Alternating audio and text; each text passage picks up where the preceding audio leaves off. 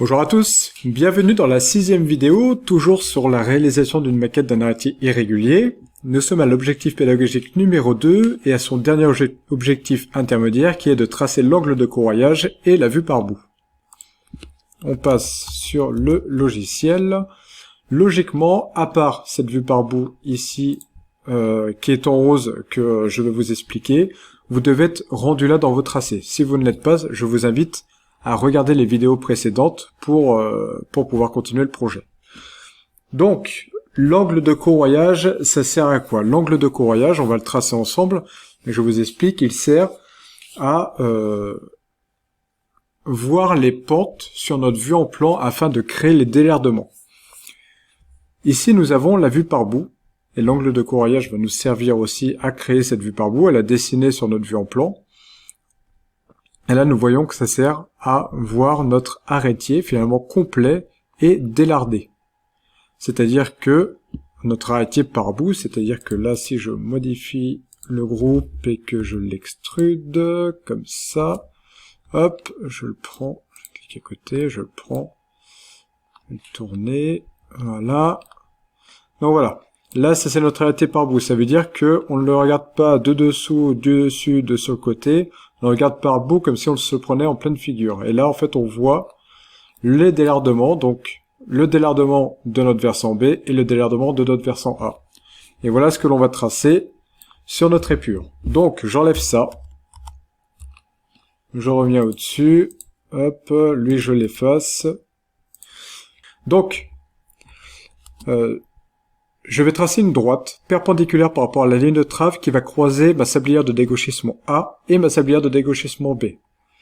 Donc, parallèle à ma ligne de trave, enfin perpendiculaire à ma ligne de trave, pardon, et parallèle par rapport à ma ligne d'axe, forcément parce que les deux sont perpendiculaires. Donc, je passe par ma sablière de dégauchissement, ce qui me donne un point ici pour le versant A et un point ici pour le versant B. À partir de là, je vais tracer une droite perpendiculaire par rapport à l'arête de mon arrêtier. Donc, alors moi je suis obligé de faire... Et en fait, passant par le point ici. Ça c'est très important, je ne l'ai pas dit.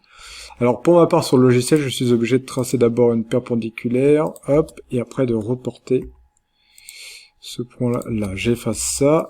Donc là, j'ai tracé cette droite-là qui est perpendiculaire à l'arête de mon arrêtier, en passant par ici. Ok ? De là, je vais cimbloter. Alors cimbloter, c'est un terme aussi qui permet de renvoyer un point. C'est-à-dire que là, je vais renvoyer avec un coup de compas le dessous de mon arrêtier sur ma ligne de trave. Ici. Je fais de même avec le dessus de mon arrêtier à renvoyer sur la ligne de trave. C'est-à-dire que mon arrêtier a une retombée de 6 cm.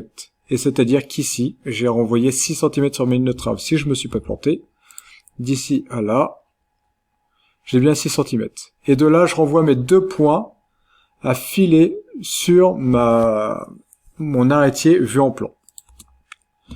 Donc ces deux points-là, ils sont là. Donc là, j'ai finalement mon arrêtier vu par bout, mais sans mes pentes, sans le délardement fait. Et bien en fait, il me suffit de prendre cette partie-là, de prendre le point que l'on a fait de les lignes du début, là, de point de croisement, à venir relier mon dessus d'arrêtier, et revenir relier mon autre point B. Et voilà, là j'ai ma vue par bout. Triangle par bout. Voilà. Donc là en gros, j'ai ma vue par bout en blanc, ici, donc que l'on a tracé, et ça c'est le fameux triangle que l'on a tracé avec notre première ligne jaune, c'est le premier trait que j'ai fait tout à l'heure, qui m'a donné ce point-là de rencontre avec le versant A, et sablière de dégauchissement A, et celui-là, sablière de dégauchissement B. Et en fait, l'intérêt de faire ça, c'est le fameux triangle que je voulais vous présenter au début, c'est que je mets l'arrêtier, donc là c'est l'arrêtier qui est placé, donc avec, si on veut continuer un petit peu avec le poinçon qui est là, l'arrêtier qui est placé, en fait, ce que l'on a tracé, c'est ça. Je prends tout ça, mon triangle, et après je le renvoie sur mon arrêtier qui est placé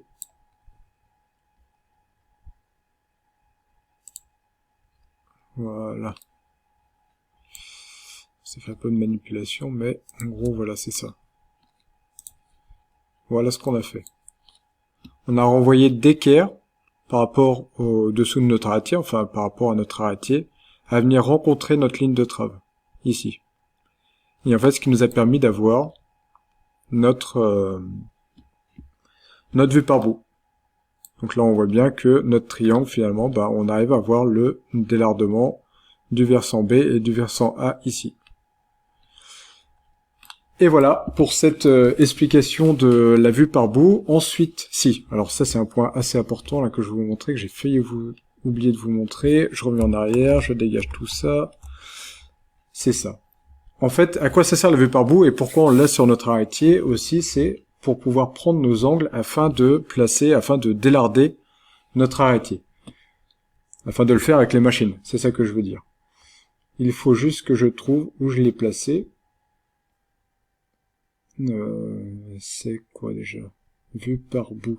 Là, ici, voilà. C'est ça. Je regarde du dessus. Voilà, donc là, j'ai ma vue par bout qui est ici. Je prends mon...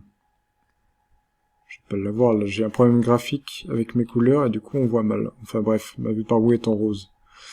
Ici, je place ma fosse équerre de ce côté-là, donc contre le versant B, enfin de ce côté-là de l'arrêtier si on veut, ce qui va me permettre d'avoir cet angle du délardement pour faire le versant A. Ok?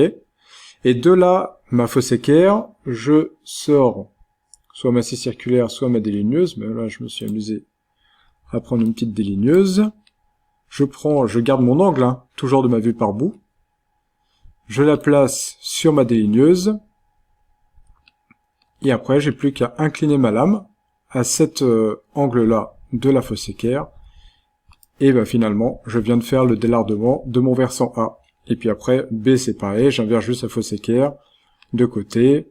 Je prends l'angle de l'autre côté ici, et puis voilà. Alors, on va pouvoir passer à l'objectif pédagogique numéro 3, et puis à tout de suite pour une nouvelle vidéo. Et comme dit notre ami le roi Lot, Odi panem quid meliora. Ce qui ne veut absolument rien dire, mais je trouve que ça boucle bien.